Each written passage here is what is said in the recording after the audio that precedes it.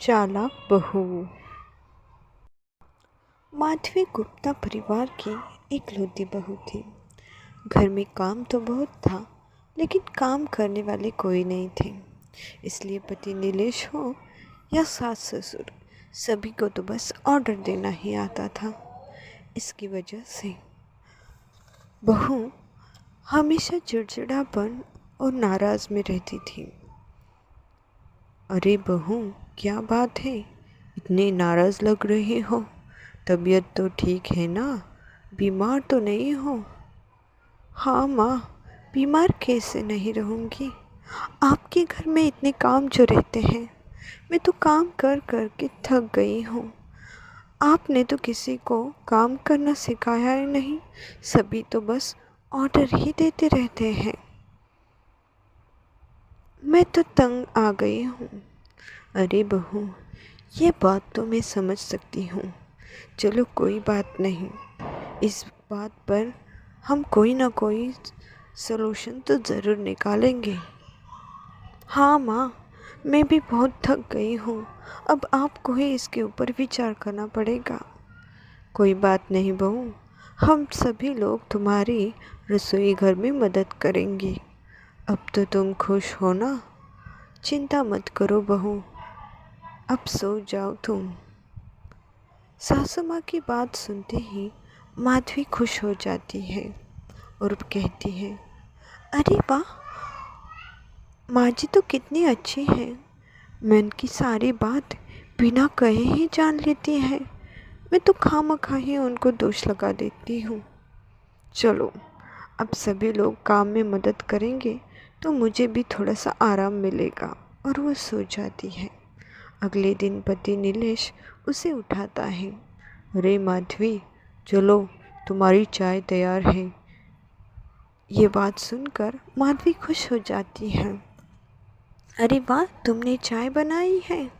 और वो खुश होकर चाय पी लेती है। चाय पीने के बाद माधवी रसोई घर में चली जाती है ताकि सुबह के सारे काम वो जल्दी से निपटा सके। रसोई घर में जाते ही उसे तबाही मची हुई दिखाई देती है। ओह नो, ये क्या गड़बड़ कर दी? इतनी सी चाय बनाने के लिए इतना सारा तमाशा रसोई घर में। वो बहुत गुस्सा हो जाती है और अपना सिर पटक देती है। फिर उसे ही रसोई घर की सारी साफ सफाई करनी पड़ती है। काम करते करते वो थक जाती है और मन ही मन में गुस्सा होकर बातें करने लगती है। अपने सिर को वो पटकती रहती है। काम ख़त्म करने के बाद वो दोपहर को हॉल में आती है। हॉल में आते ही सासू माँ उसे कहती है, अरे माधवी बेटा, आ जाओ और खाना खाने बैठो। तुम्हारे मनपसंद का नाश्ता लगाया है। ये बात सुनकर माधवी खुश होकर खाना खाती है और सभी को धन्यवाद बोलती है। बाद में वो किचन में आती है तो उसे फिर से वो तबाही मचाई हुई देती है। हे भगवान, इन लोगों का मैं क्या करूं? सुबह भी एक बार घर साफ किया, आधा घंटा होते ही नहीं इन लोगों ने फिर से किचन खराब कर दिया। हे माँ, मैं तो मर गई। कितना काम करना पड़ेगा इस घर में। इससे अच्छा तो पहले के ही दिन थे, बस ऑर्डर छोड़ते रहते थे, इतना किचन तो खराब नहीं करते थे।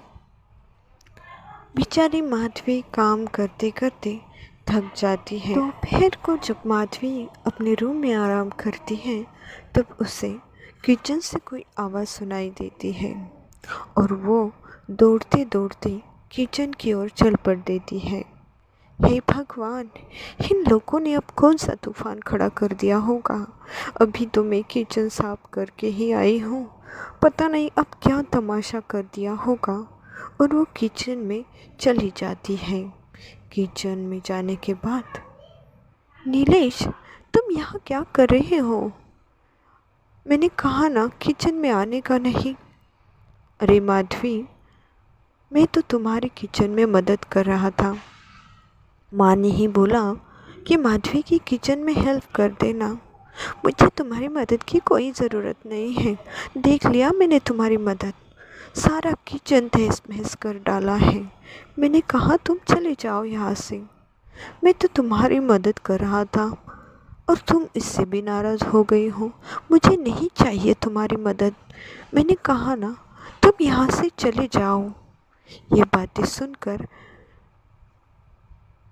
वो किचन से दूर चली जाती है और सोचने लगती है, हे भगवान, ये लोग तो मानने को तैयार ही नहीं हैं।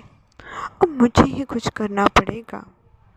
ऐसा करती हूँ कि किचन को ताला ही लगा देती हूँ ताकि ये लोग किचन में जा ही ना सके। अब तो मुझे ऐसा ही करना पड़ेगा। और माधवी किचन को ताला लगाने के लिए चली जाती है। किचन को ताला लगाकर वो चाबी अपने पर्स में रख देती है। अब ना ही कोई किचन